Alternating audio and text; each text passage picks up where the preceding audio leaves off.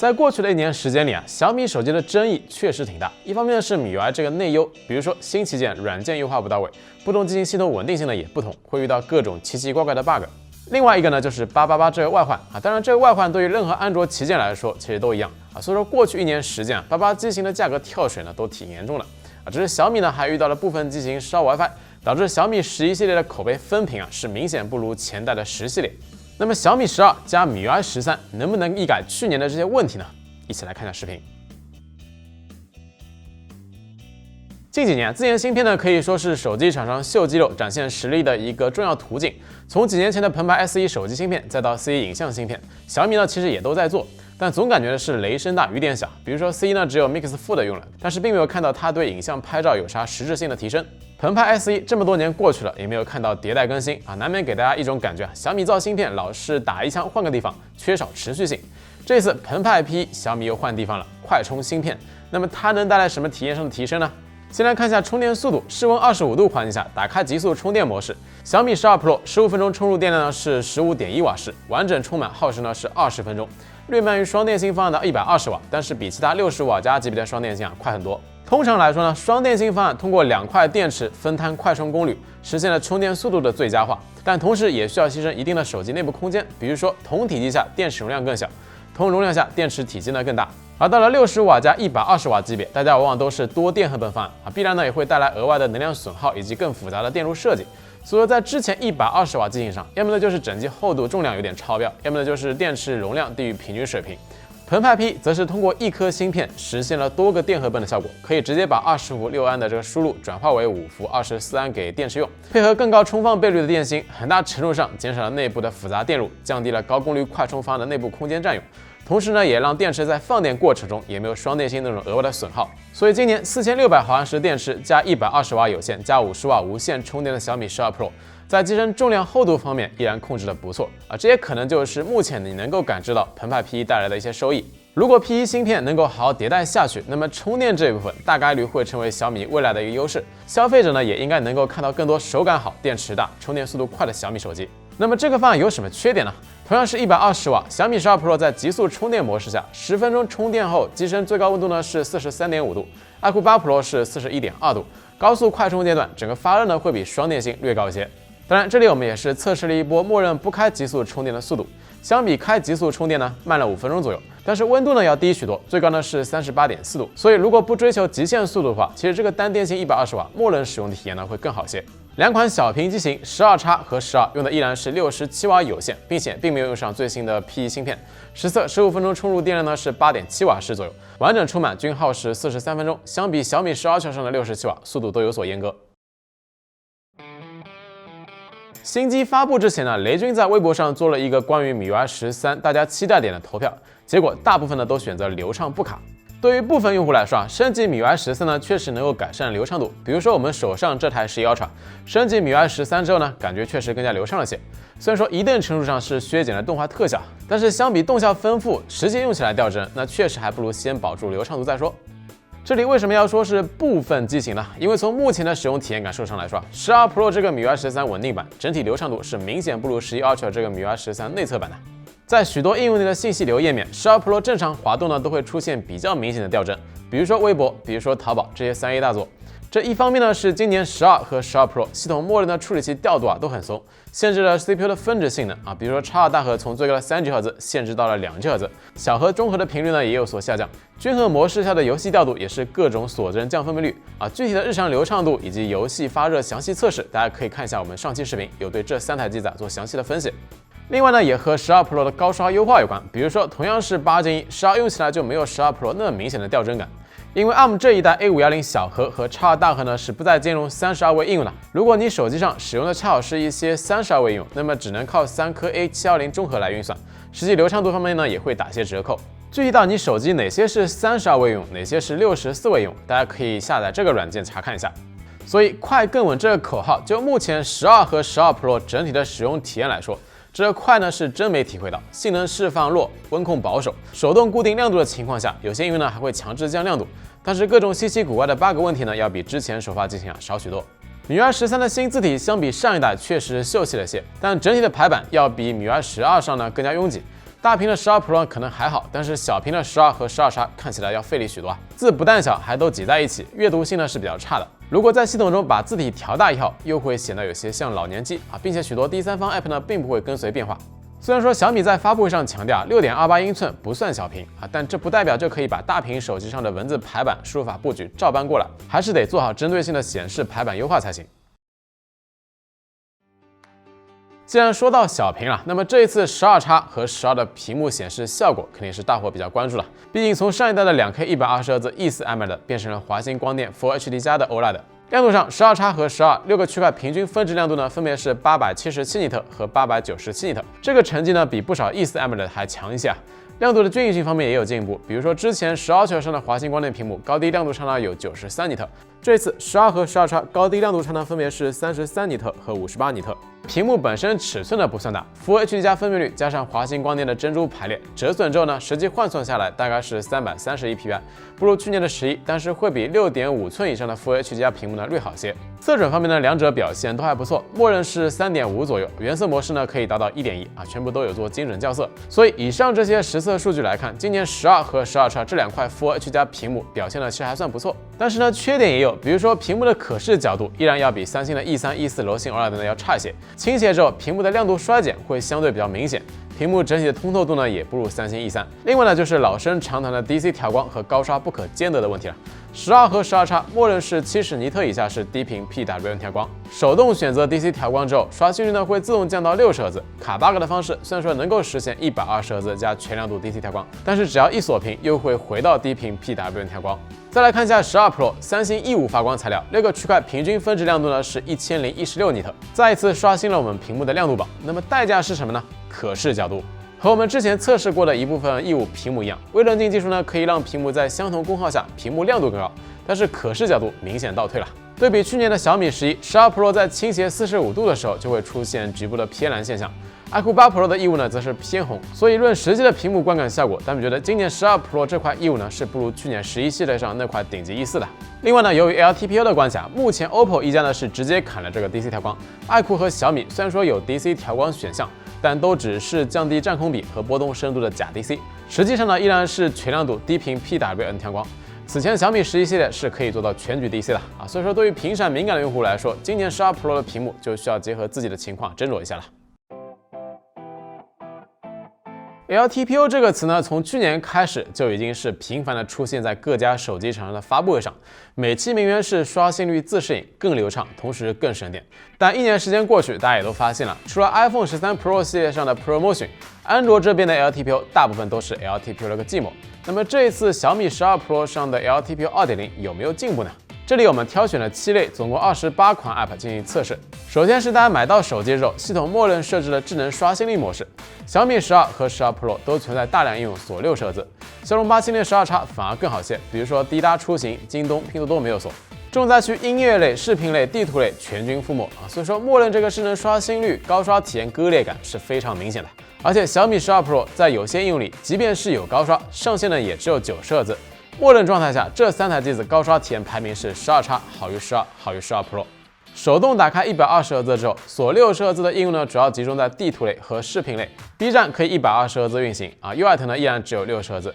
这个高刷策略其实和去年没有搭载 LTPO 的机型也没啥区别，该锁的还是锁，只是在没有锁60赫兹的应用内实现了多档的刷新率变速。比如说在屏幕亮度比较高的时候，画面静止，12 Pro 呢会将刷新率降到10赫兹。中等亮度下会变到最低的30赫兹，低亮度下刷新率的下限呢是60赫兹。画面中识别到动态元素或者说视频页面的时候，刷新率的下限也设定在了60赫兹啊。只能说刷新率的调整相比去年的 LTPO 机型呢更加灵活些。另外通过对比呢，也可以发现，今年即便是没有 LTPO 的小米12和12X啊，在画面没有操作的情况下，也会自动降低60赫兹来进行省电。如果想要真正实现全局不锁60赫兹，那么只能在开发者选项里面开启极致模式。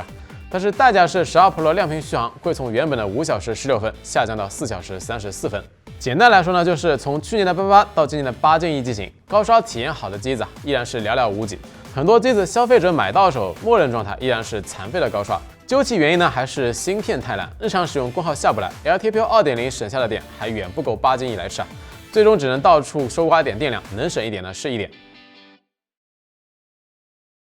从小米8开始，每年小米数字系列的外观，说实话确实让大家都有些提心吊胆。尤其是去年的小米11，可以说是二角终结者。很多人可能和大米一样对于今年小米12系列的外观并不抱啥期待。但12系列发布之后，大家对于今年的外观设计总体的评价基本都是正面的并且最新一轮8.1新机发布之后，小米12这个设计反而显得更加眉清目秀了。这一次的相机模组辨识度呢，虽然说不算很高，但是二角非常和谐，摄像头之间的分割线让原本不算对称的排列呢有了更多秩序感，算是点睛之笔。屏幕4个二角依然会有一滴丢小耳朵既视感，但相比11系列已经是好很多了。中置单摄挖孔，视觉上呢要比左边或者右边呢看起来更加和谐。所以今年小米12系列的设计，大米个人的评价呢是舒服，没有为了辨识度而去强行设计辨识度，也没有为了品味而强行品味。当然，外观说到底还是偏主观的东西如果满分10分的话，大家会给小米12系列这个外观打几分呢？可以走一波弹幕。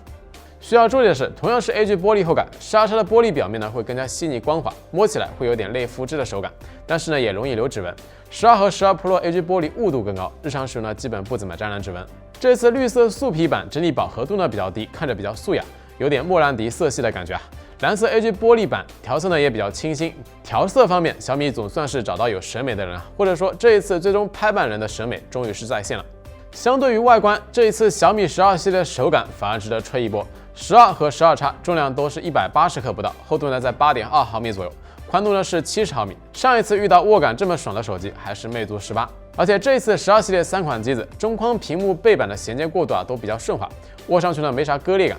当初很多人说魅族18要是换个870肯定买，那么现在小米12叉可能就是你们要想买的这个870小屏旗舰了。不过小米12和12叉可能是碍于机身的体积没有塞下更大尺寸的 XO 线性马达，导致呢震感有些松散，还有一些弹簧感明显比不上机身尺寸一样的魅族18。而小米12 Pro 采用的是体积更大的马达震感呢非常出色，比较扎实。去年有不少旗舰从超薄屏下指纹退化成了短焦指纹，因为位置比较靠下，实际解锁操作呢各种不顺手。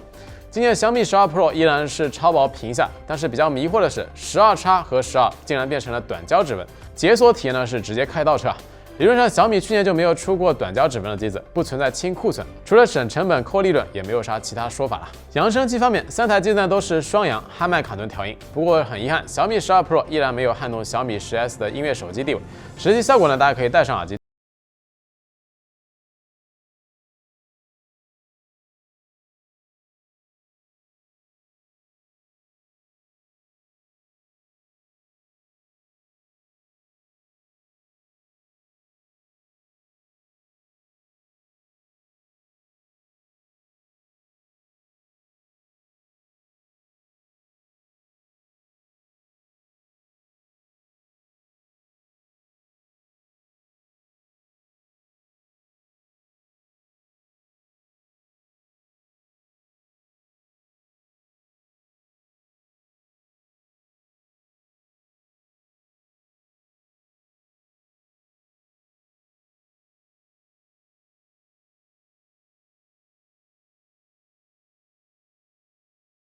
近2年呢，小米旗舰的相机硬件给人感觉就是不断的在追新换代。比如说小米10系列首发了 HMX11像素，10 Pro 当时画质呢还行，但是拍摄体验不佳。小米10的算法和10 Pro 完全不一样，拍照表现呢比较拉垮。随后10 Ultra 换成了4800万像素的 OV48C 无论是拍摄体验还是成像画质都不错。关键在产品刚上市阶段就有稳定的成像表现算是小米真正步入顶级拍照旗舰的机子。到了小米11系列，表现出色的 OV48C 被直接弃用，标准版继续用 HMX。11 Pro 和11 Ultra 则是换成了三星的 Gen2 传感器。虽然说底很大，但是因为对新传感器打磨不到位，导致11 Ultra 刚发布的1到2个月内，实际拍照表现还不如上一代的10 Ultra。直到后面大半年时间不断打磨更新之后，才有了比较大的起色。到了今年小米12系列，小米的主摄传感器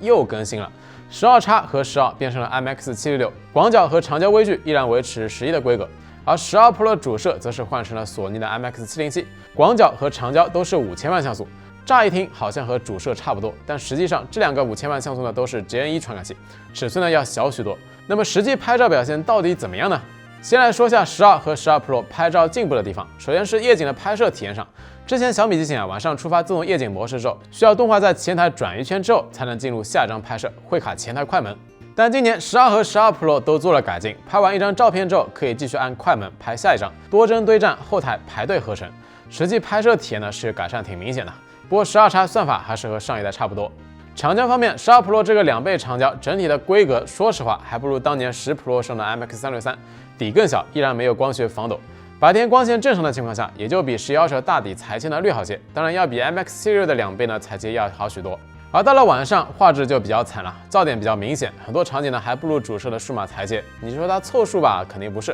但你说画质好吧，也完全够不上。日常主摄的成像速度上，12和12 Pro 可以说是很快啊，这可能是我们近2年测试过的旗舰机里面日常拍照成像速度最快的。非 HDR 场景基本就是你按下快门就可以马上预览，其他常规旗舰多半需要再算一下，最终呈现画面。那么代价是什么呢？在很多大光比场景，这一代12整体的动态范围就明显不如11 Ultra 了。另外呢，就是在一些室内场景或者说逆光场景，它俩的暗部噪点就非常明显了。这个级别的底加光学防抖，确实不该出现这种问题。所以12和12 Pro 这个即拍即得的设定，在白天光线很好的情况下体验不错，但确实有点过分强调成像速度了，有些场景画质不太行。但我觉得只要不卡前台快门，照片在后台算一下，其实并不影响拍摄体验。希望后面呢在算法层面上能够再优化一下。另外就是这一次小米12的自动白屏的表现也是有待改进的，并不是太稳，有些场景呢会出现偏蓝啊，相对来说12 Pro 的白屏呢会更准些。夜景方面呢，因为算法上的差异，12的表现是要好于12X的。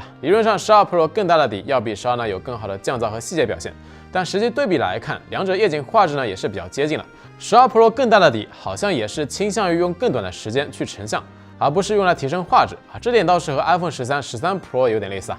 整体画面观感还不错，整体摄像速度呢也都挺快啊，对于灯箱的色彩细节还原，甚至要比11 Ultra 呢更胜一筹。